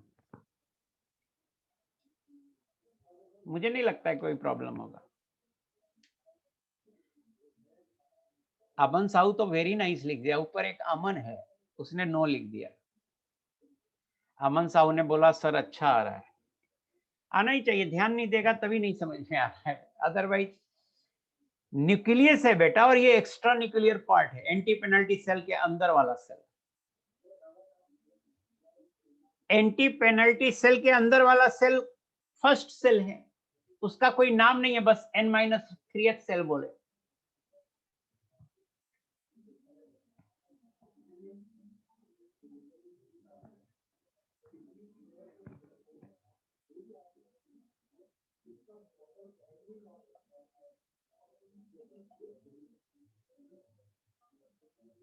n-3th सेल वाले को कुछ नाम नहीं है बेटा, उसे अगर वो फर्स्ट सेल है तो के सेल बोल सकते हैं, के सेल बोल सकते हैं। तो तो के इसको भी बोल सकते हैं, एल इसको बोल सकते हैं, एम बोल सकते हैं, एन बोल सकते हैं, कोई भी डाउट नहीं होता है, तब भी तुम लोग डाउट बना देते हो।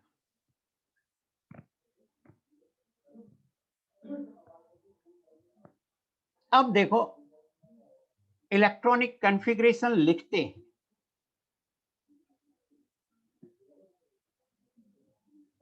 क्वेश्चन है, क्वेश्चन यहां पे पता नहीं कैसे नहीं है, राइट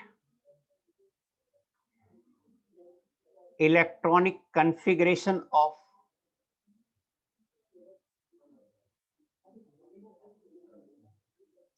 फर्स्ट Fe3+, सेकंड, या पहले Fe2+ ले लो, Fe2+, second Fe3+, third Cr3+, ये ए हो गया। पहले इसका लिखिए, पहले इसका लिखिए फिर दूसरा देखिए। Fe2+, Fe3+ एंड Cr3+ का इलेक्ट्रॉनिक कॉन्फ़िगरेशन लिखना है।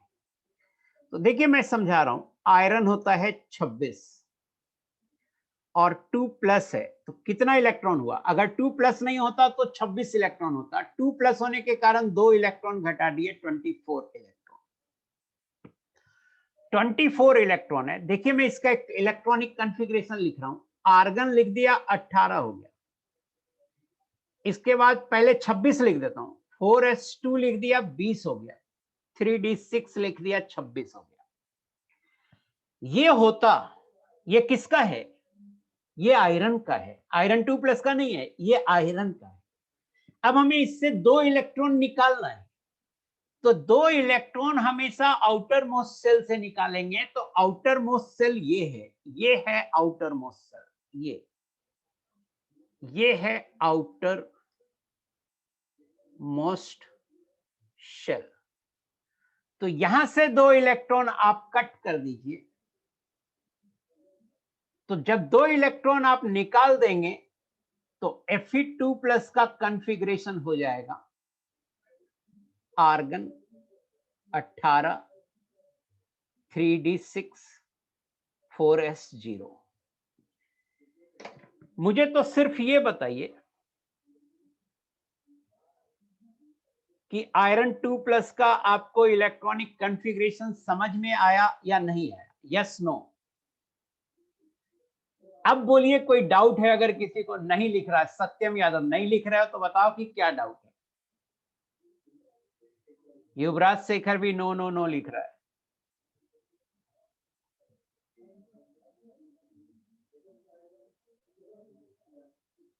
नहीं, 4s0 लिखना जरूरी नहीं है। जो सबसे बाहर का सेल है, देखो ना n का वैल्यू कॉन्फ़िगरेशन में, इसका कॉन्फ़िगरेशन लिखोगे तो कैसे लिखोगे? 1s2 2s2 2p6 3s2 3p6 4s2 3d6। ये पहला सेल है फर्स्ट, ये दूसरा सेल है सेकंड, n बराबर 2 है इसमें। ये तीसरा सेल है n बराबर 3 थर्ड सेल, और ये फोर्थ सेल है n बराबर 4 फोर्थ सेल। इससे आगे कोई सेल नहीं है तो इसको बोलेंगे आउटर मोस्ट सेल।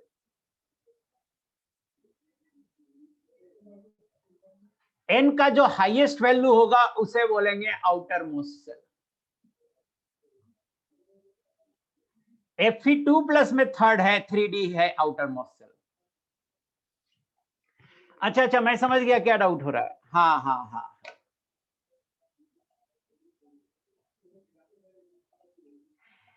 हाँ, मैं समझ गया। बच्चा बोल रहा है सर 3d है आउटर मोस्ट सेल ना, ये गलती कर रहे हैं भाई। सेल कौन रिप्रेजेंट करता है? सेल कौन रिप्रेजेंट करता है? सेल रिप्रेजेंट करता है principal quantum number n।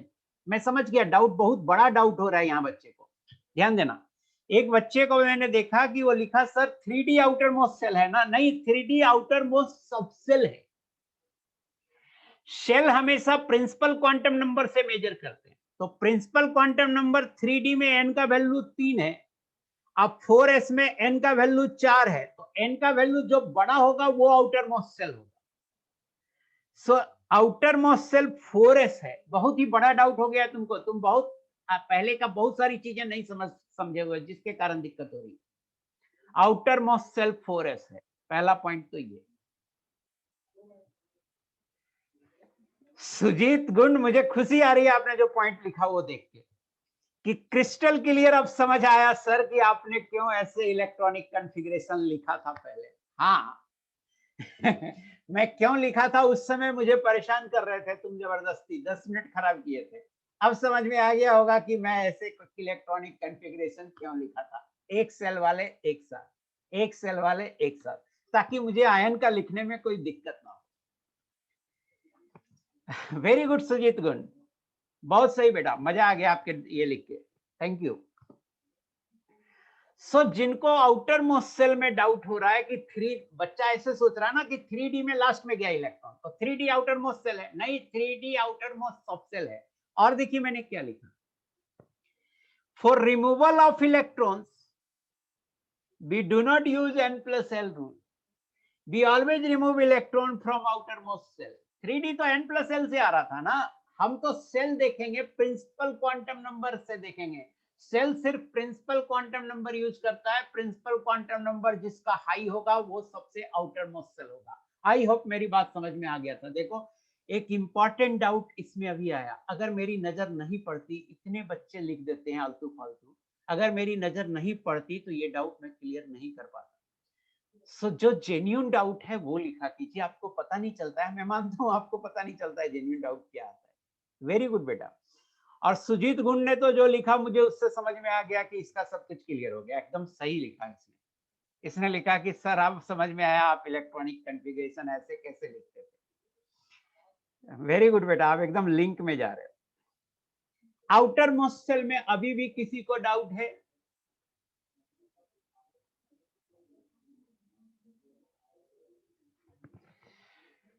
So iron 2+ का लिख दिया, तो क्या आप मुझे आयरन 3+ का लिखकर बता सकते हैं? अब आयरन 3+ के लिए आउटर मोस्ट शेल 3d हो गया, क्योंकि 4s में इलेक्ट्रॉन ही नहीं है। आयरन 3+ में 23 इलेक्ट्रॉन हैं, 26 होता है। पहले मैं आयरन का 26 पूरा लिख देता हूं, 3d5 4s2। तो पहले 2 इलेक्ट्रॉन आप यहां से हटा दीजिए, कलर चेंज कर देता हूं। 2 इलेक्ट्रॉन आप यहां से हटा दीजिए, 3d6 होता है जी, मैं भी ना पगली हूं।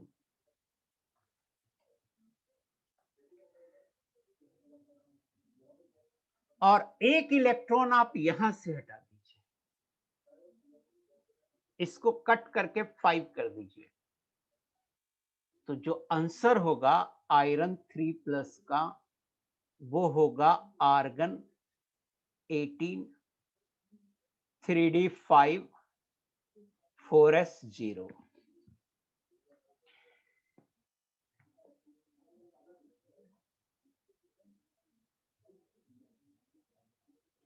Very good, very good. समझ में आया Fe3+ का?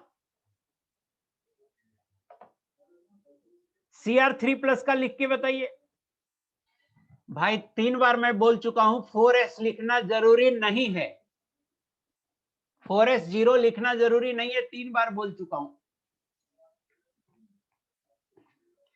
अब देखिए Cr3+ का देखते हैं बेटा, ध्यान से देखना। Cr3+ का क्रोमियम 24 होता है, आर्गन 18 4s1 3d5 होता है।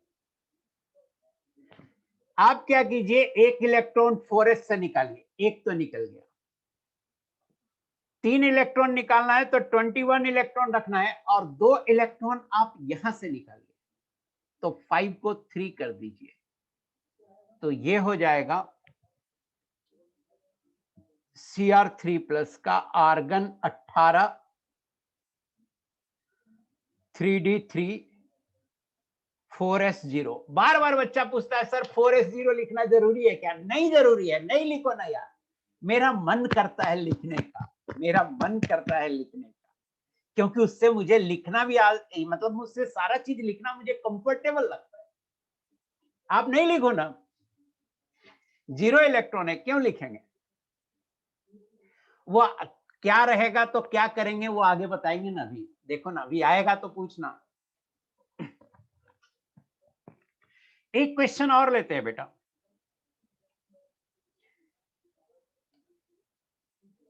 क्वेश्चन है, right electronic configuration of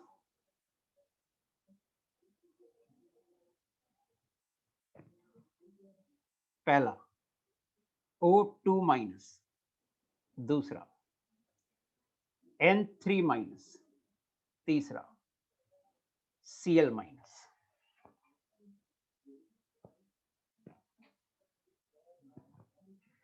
Aditi Kumar, Cr3+ के लिए आउटर मोस्ट शेल 3 होगा। हाँ, आउटर मोस्ट शेल यहां पूछेगा, यहां तो 3 ही होगा, क्योंकि 4 में इलेक्ट्रॉन नहीं है। और Cr के लिए आउटर मोस्ट शेल 4 होगा, Cr3+ के लिए 3 होगा। सही सोच रहे हो, लेकिन इतना 1 2 3 4 5 6 बार कॉपी करके लिखने की जरूरत नहीं था। हाँ, टाइम भी हो गया, सही कह रहे हो।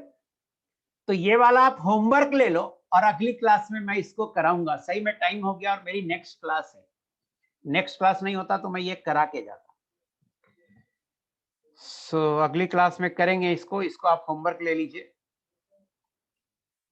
और मटेरियल मैं अभी अपलोड कर देता हूं, आप अभी का अभी देख लो।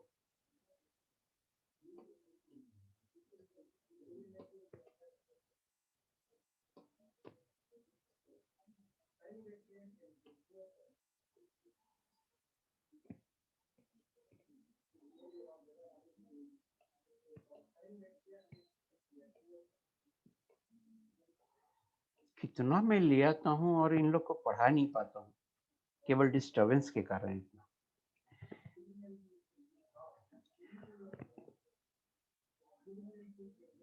होमवर्क, यहीं पे अब मैं होमवर्क दूंगा।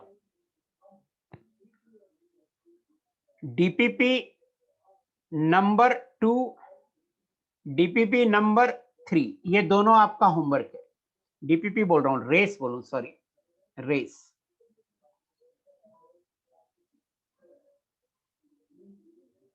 Race number 2 and race number 3, ये आपका होमवर्क है। हो जाएंगे अपलोड बेटा तुरंत, अभी आप बनाए नहीं हो, सॉल्यूशन अपलोड कर दें।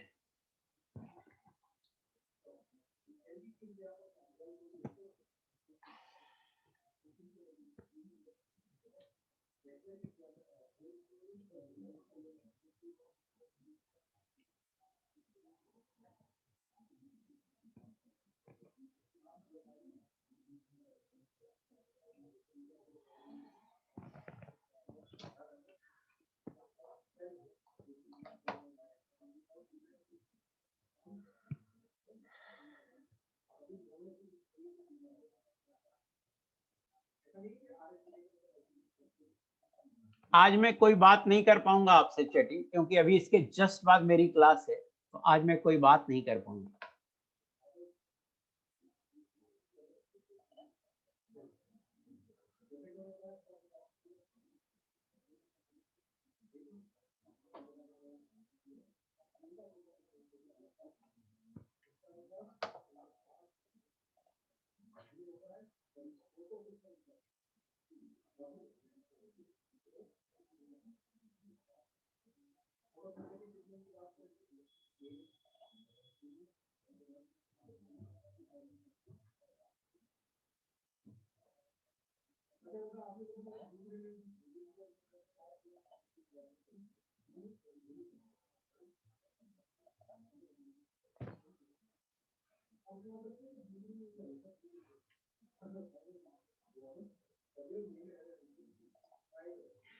मटेरियल मैंने अपलोड कर दिया है, आप देख लो, और होमवर्क भी दे दिया है।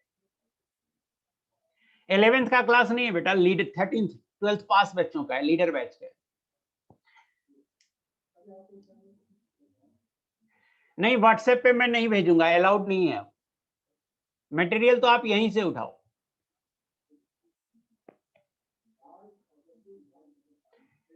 Fe में आउटर मोस्ट सेल, आयरन में आउटर मोस्ट सेल 4s होगा ना जी। हद है, इतना समझाने के बाद भी उल्टा पुल्टा बोल रहे। नहीं शो करता है तो कोई प्रॉब्लम है, उसको आप ठीक करवाइए।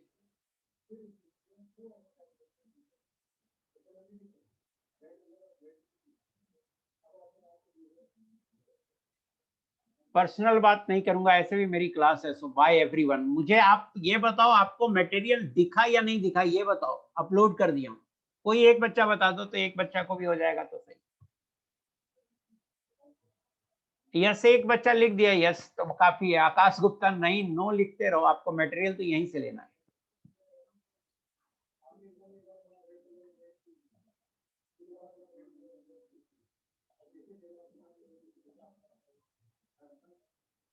बाय एवरीवन, बाय बाय, जय श्री कृष्णा एवरीवन।